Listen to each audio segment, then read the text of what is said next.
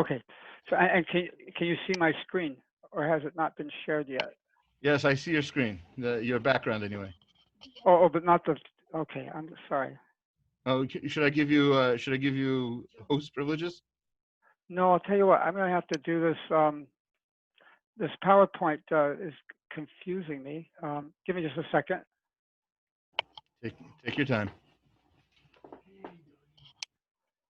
I, I've lost my Zoom session. Here we go. Oh, can you allow me to share my screen?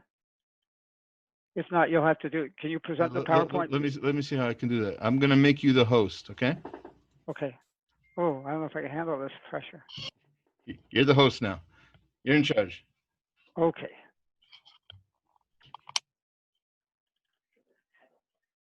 All right. So can you see my presentation now? Yes, yes, I can see it. Okay. Well, so tonight's topic is going to be kosher chemistry, as Eddie mentioned. And one of the things all my presentations have had in common is a common ingredient, salt. And so the question is, does salt need kosher supervision? It's just a simple mineral. Why should it need kosher supervision? So let's begin first by talking about what makes salt special.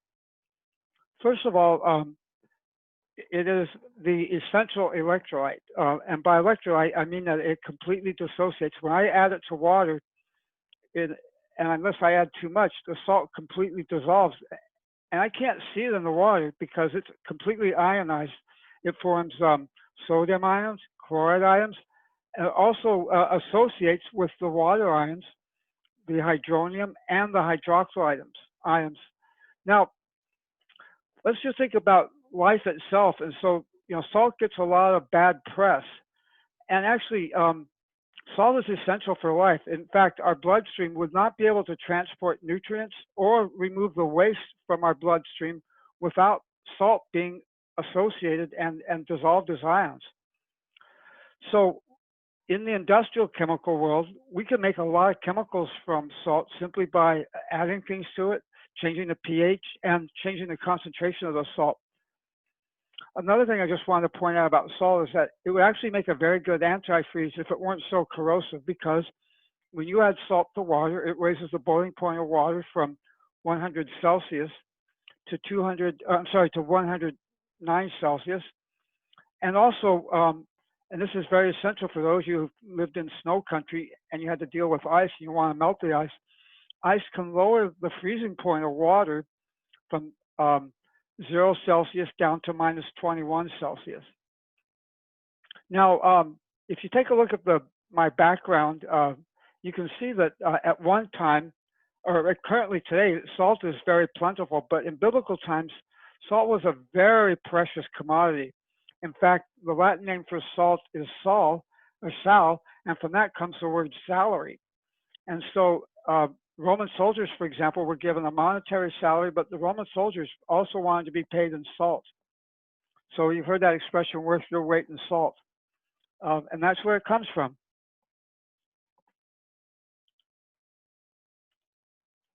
So what are salt's main uses? Well, certainly for flavoring food. If you add salt and don't add too much, it actually improves the taste of food. You can use it for salting highways and sidewalks. It certainly, as I mentioned, is vital to industrial chemical production. It's a great food preservative.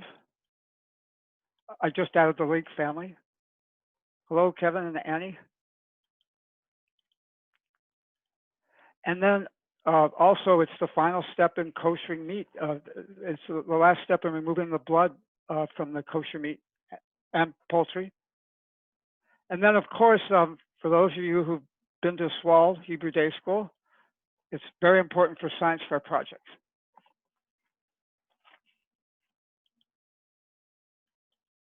Now, what makes salt kosher?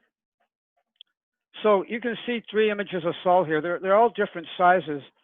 And so a lot of people tend to think that the larger salt crystals, well, they're the kosher ones. But the truth of the matter is they're all kosher. And so if we look at table salt, for example, uh, you see it's nice, uniform, cubic crystals. And that's because this is very carefully crystallized under very controlled conditions. And then if you look at the kosher salt, and really the name kosher salt, it's not really the correct name for it. When you see the larger salt crystals, the reason it gets labeled kosher salt is because the is actually koshering salt. In other places in the world, it's actually called koshering salt. But in the US, for some reason, it's called kosher salt. But generally, it's used to refer to these larger salt crystals. Now, if we look, the Morton salt is nice, big, random cubes of or pieces of salt crystals. You can see what's happened here is that as it crystallized, multiple salt crystals conglomerated into these random shapes. And then if you look at the diamond crystal salt here on the right, you can see that it looks like, well, it actually is. It's flaked. As they crystallize it, they actually have a stirring device with blades to cut it up into slices. And actually cooks, and we'll get into this later, but cooks actually prefer the diamond salt because it's easier to control the level of saltiness that it adds to food if you're a chef.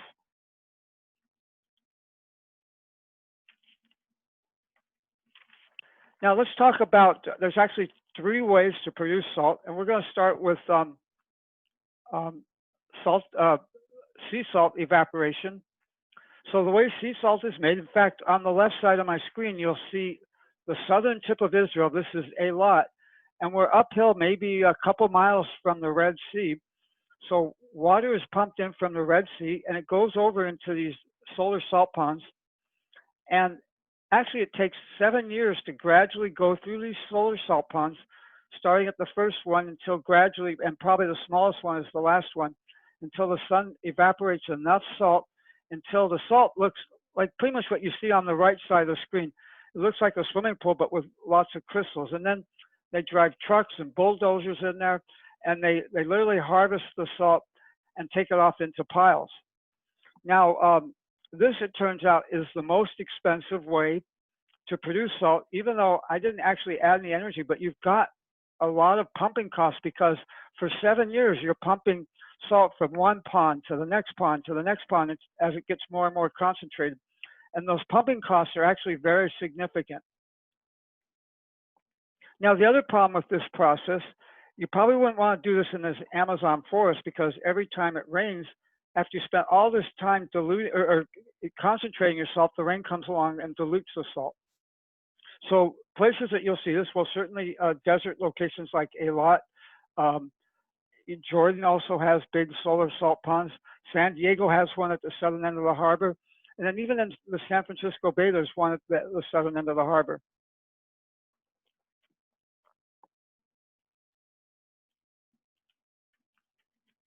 Another way to produce salt is from salt mines. And on the right, you'll see nice images of Himalayan rock salt after it was just harvested. You can see it kind of after it's been come out of the mine. And then somebody has to somehow get into these bags, and these bags are shipped off, and it gets processed. Now, inherently, all salt that comes from a mine is kosher. And you can see the pink color in the Himalayan salt. That's due to impurities. Well, all salt that we eat has impurities in it. But one of the problems with the salt mining is that you can see here, this is a modern salt mine, and he has modern equipment to literally, it looks like a giant shaver, but I've actually been in a salt mine where they mine baking soda, and these things move forward pretty rapidly, maybe like a foot every 10 seconds. So they mine things really rapidly, but you can see here, despite the modern equipment, a salt mine is not a pleasant place to work. In fact, in biblical times and even in recent times, especially in the Soviet Union, it's the worst job. And so you send your political prisoners there. And one of the reasons it's terrible is, like, for example, the salt will get in your eyes and it stings your eyes, you breathe it. And then in this mine, you can see that there's no horizontal support beams, there's no vertical support beams. In fact, I would be afraid to walk into this mine because this roof could cave in any time. So we have a lot of problems with salt mining, but okay, it is easy to get the salt out of the ground this way. And by the way, so 32% of the world's salt production comes from salt mines, and about 18%, I believe, comes from the sea salt evaporator ponds I showed you in the previous slide. But the most common way is to leave the salt in the ground, and then they do what very similar technique to the oil companies. They do hydraulic fracturing, so they have an explosion in a pit, and it creates these horizontal cracks in the salt. Excuse me.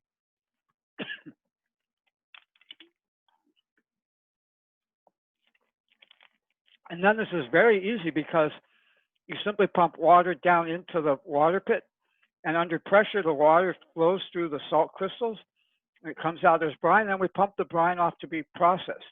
Now, the nice thing about this, though, is that we have a lot of control over the quality of the salt in this brine. We can do a couple of things. We can control the temperature of the water, and by controlling the water temperature and the rate at which we pump the water through, we can choose which salts get dissolved. We can choose to dissolve the sodium chloride, the primary salt, or we can, if we heat the water up too high, excuse me, we will probably also start dissolving some of the impurities. So we actually purify the salt mine by, excuse me, thank you. I'm sorry about that. So we purify the salt simply by choosing what temperature to pump the water in the water rate. And out comes a fairly pure brine. Excuse me. And it goes through, in fact, another name for brine salt is called evaporative salt. In fact, this is the most common salt. In fact, the three samples that I showed you at the beginning of my presentation, these all came out of this process. And so what you do is you take the brine and you put it into what they call a triple effect evaporator. So I probably need to drink a little more. And in this triple effect evaporator, the first one is at atmospheric conditions. So here we have to add enough steam to this brine so that we heat it up to 108 degrees. Maybe we want a little bit hotter, and we're going to generate steam. We're going to take the steam off of this evaporative cooler or heater, and we're going to use it to heat the second evaporator. And then also at the same time, we're drawing a vacuum here. So while this one might be 108 degrees, because we're drawing a vacuum here, the second two operate at much lower temperatures. So maybe this one might operate at 80 degrees Celsius, and this one might be at 50 degrees Celsius. And this is very important because the way we crystallize salt is we have to drive off enough water to get the concentration high enough. And secondly, we need to cool it off, because as we cool off salt brine, it will start to form the crystals. And if we do this in a very controlled manner, this is how we get table salt, those nice uniform square crystals. But if we do it in a rush, this is how we get those nice fat kosher salt crystals that are kind of random shaped. So then after we've formed these salt crystals here in the crystallizer, we then take the salt and we run it through a washer. So we wash the salt, we get rid of even more impurities. We send it out through a surge tank, and then off we go to the final filtration step, and then we load it into trucks and off it goes. And this is the final drying step here, because we don't want to leave the crystals wet because they'll stay stuck together. So we want to get them as dry as possible so we have nice, uniform, loose, fitting crystals. Excuse me. So let's talk about cost root issues with the salt production. I just showed you 3 ways to produce salt. So regardless of which way we produce the salt, we're going to have impurities. And the question is which impurities are kosher or not kosher. And we'll talk about that actually on the next slide. The other thing is that some of the kosher ring salt is sold without additives, but most salt is sold with additives, and we'll talk about that in a couple of slides. But I also wanted to talk a little bit about the issue of cooking salts on Shabbos. And it is an issue depending on which type of salt that you started with. So for example, in the process I just showed you with evaporative salt, that salt has been fully cooked. We've boiled it, and it meets all the kosher requirements for cooking. So we can add salt from the evaporative process to our meal on Shabbos, and we don't cook the salt because the salt has already been cooked for us by the process. However, the rock salt was never cooked. And then there's some debate on the sea salt, but let's just say that the sea salt probably doesn't get hot enough in those evaporative ponds to consider it cooked. So when you're using sea salt and when you're using rock salt, you have to be very careful to avoid adding it to your food on Shabbos, especially your hot food on Shabbos, so we avoid cooking it. And for more information on the cooking with salt on Shabbos, I refer you to the Shulchan Aruch, and also in Daf Yomi, we had it recently in Shabbos Gemara 42b.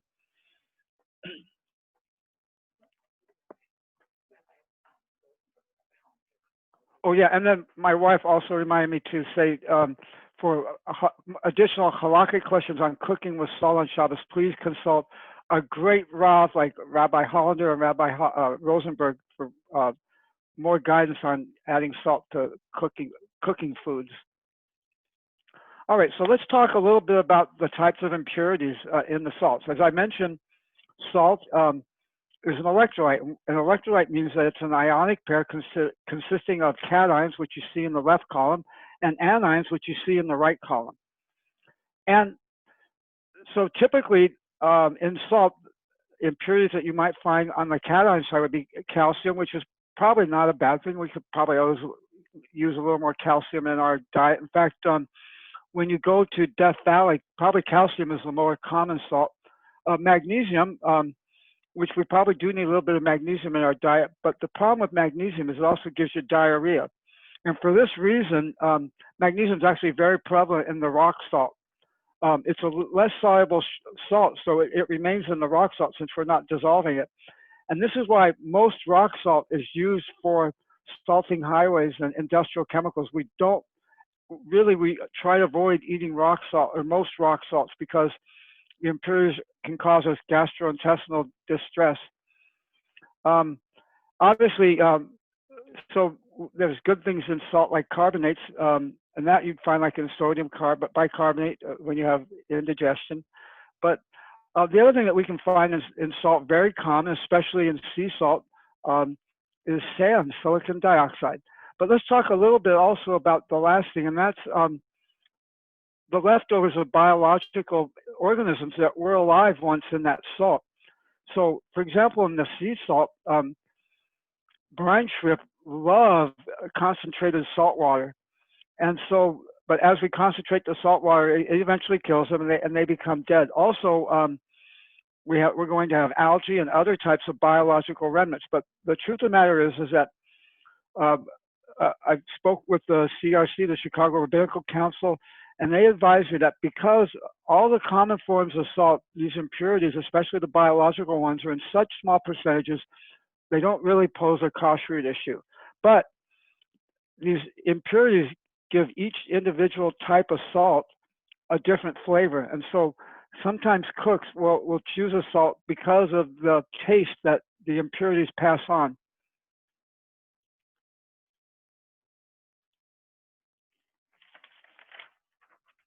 And let's talk about some common salt additives. Because of the goiter disease, they started adding or iodizing salt. And they do this by adding potassium iodide. And it's common in a lot of salts. Now, but the problem with potassium iodide is that it's very chemically unstable. And so it degrades. And one of the ways you can prevent it from degrading is by adding dextrose. And dextrose, the primary source of dextrose is corn. So we've now added kidney oat to our salt to keep the potassium iodide stable. And then the third ingredient, which is very common, this is very important for humid areas where salt might be used because the salt wants to stick together and stay kind of clumped up. and that's calcium silicate or yellow prussate of soda. Now, they don't, none of these really propose or present kashrut issues except for the dextrose, which can present kashrut issues at Pesach time. So at Pesach, you'll notice that when you go to buy salt in the store, these additives are not present.